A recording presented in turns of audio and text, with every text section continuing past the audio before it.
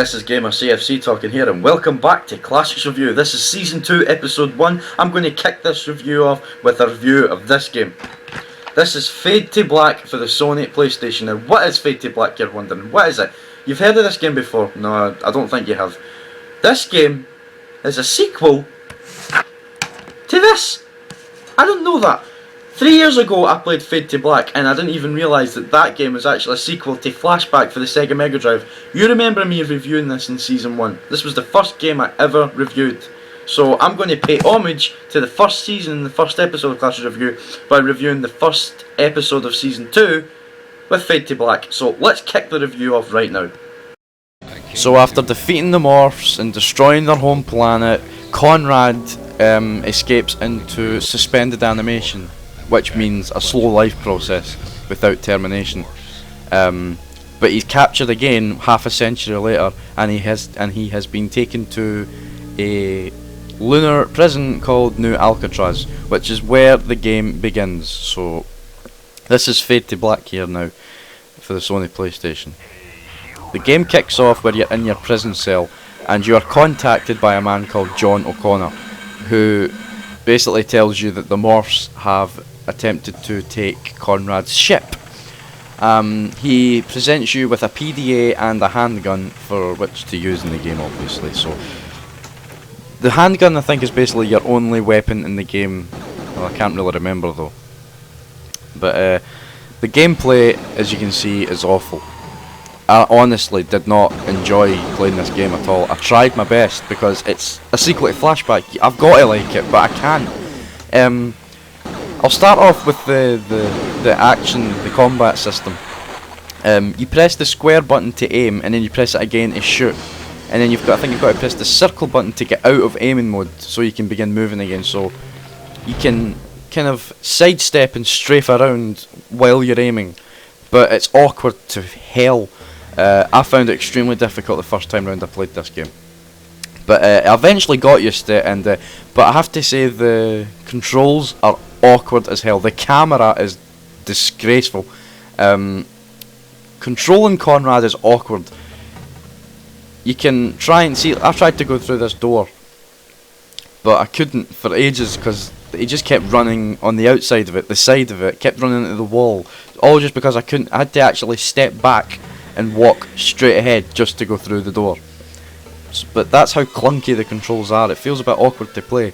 How this game got high reviews is beyond me, but I suppose it might have been just a guilty pleasure or something. Probably, maybe it was good back in the day, but I really can't find it that easy to pick up and play here. I find it too awkward. I find it too glitchy. Actually, tell a lie. I don't find it too glitchy. I only found one glitch in the game, and I'll find that later on.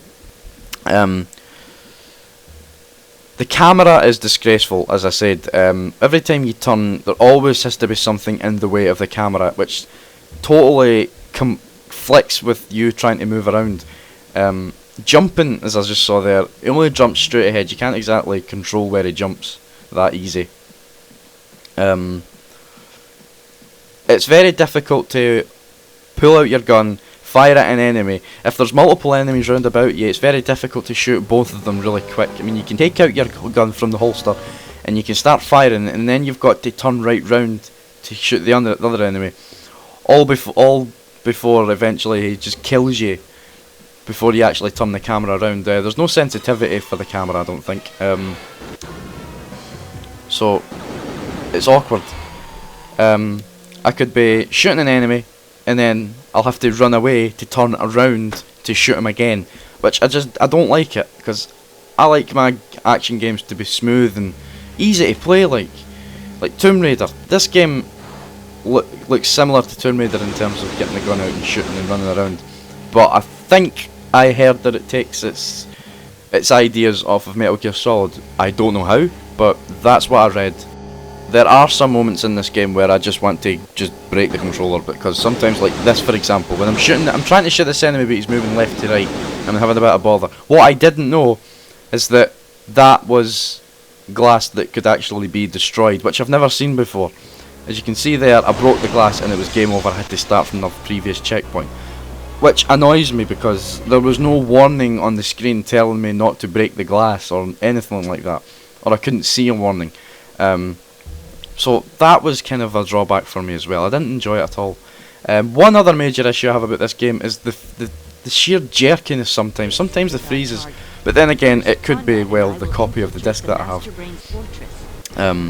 But I noticed extreme slowdown sometimes when getting into a fight. Sometimes when I was going from one place to another in the game, like going from a door to a door, the game sometimes stopped for like 3 or 4 seconds before letting me play again, which took the fun out of it for me, really. Another thing in the game is the flying machine missions. There's 2 missions in the game where you actually get to fly. I don't know what it is, a jet or a flying machine or something. This was actually the only time in the game where I actually found a glitch. It was actually a really annoying glitch, and I found it a bit confusing, which I'm going to show you later on. The flying controls of the game are awkward as hell. I didn't like it at all. It was just annoying. Every time I turned round, I just kept hitting the wall, or the camera would get in the road. But as you can see there, this is the glitch I was talking about. I crashed, but there was no restart for me, no going back to previous checkpoint. All I could do here, as you can clearly see, was move the directional pad, and it actually shifted the camera round and round.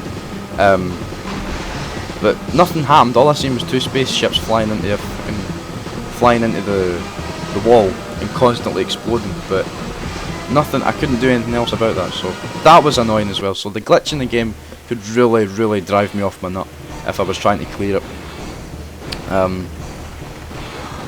Running towards an enemy and trying to aim though is a pain in the backside, seriously. I couldn't do it. As you can see here, I'm just trying to aim at a bloody robot, but I couldn't shoot him. But then again, I don't know if they're shootable anyway, because I think I've tried about 3 times to shoot these buggers on 2 or 3 different occasions and I just couldn't do it. So eventually I just ignored them. But this is the slowdown part I'm on about. It just keeps slowing down and stopping. Really annoyed me. But I do apologise for the drop in frame rate in this video as well. I was recording it off a screen capture. I tried to enjoy it because it's a sequel to Flashback. I really did try and enjoy this game, but I couldn't enjoy it. I think maybe in the near future I'll probably pick up this game and I will complete the game properly. But overall, the controls were too clunky. The graphics are okay for its time, I suppose. But the main issue I had was the controls, the horrible camera, and the gameplay in general. Basically, I couldn't pick up and play it and enjoy it. But I suppose if I want to finish the story of Conrad, I'm going to have to play this game from start to finish. But I really did try my best at this game just to do this review. So that's basically it. That has been Fade to Black for the Sony PlayStation.